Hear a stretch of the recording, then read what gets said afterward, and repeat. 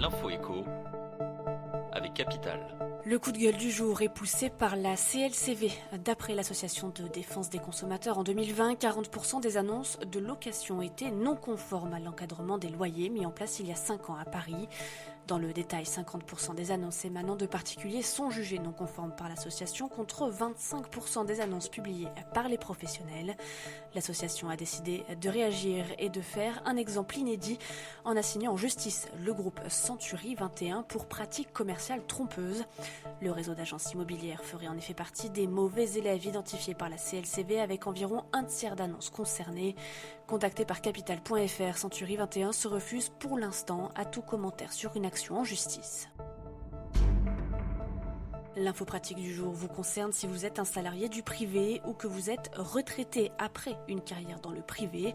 Dans ce cas, vous avez cotisé à la retraite complémentaire Agirc-Arrco. Si vous n'êtes pas d'accord avec le calcul de vos cotisations ou avec le niveau de votre pension, vous pouvez désormais contacter un médiateur. Il étudiera votre demande, vous dira vers qui vous tournez ou s'occupera directement de votre dossier. Il s'engage alors à vous donner une réponse dans les 2 mois. Si malgré tout la solution qu'il vous propose ne vous convient pas, vous pourrez toujours mener une action en justice. Retrouvez plus d'infos sur notre site. Le chiffre du jour, 200 €. Et si tous les Français bénéficient d'une exonération de 200 € sur leurs frais d'incident bancaire? C'est l'idée originale du député Guillaume Pelletier.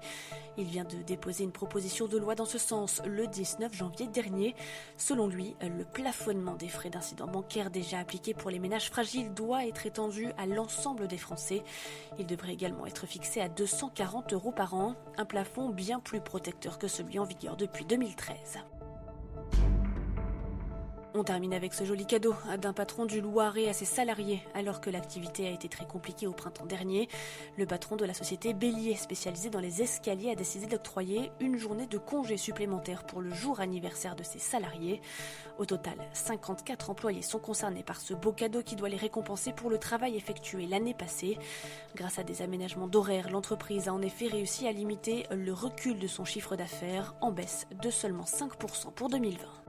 C'était l'info écho avec Capital.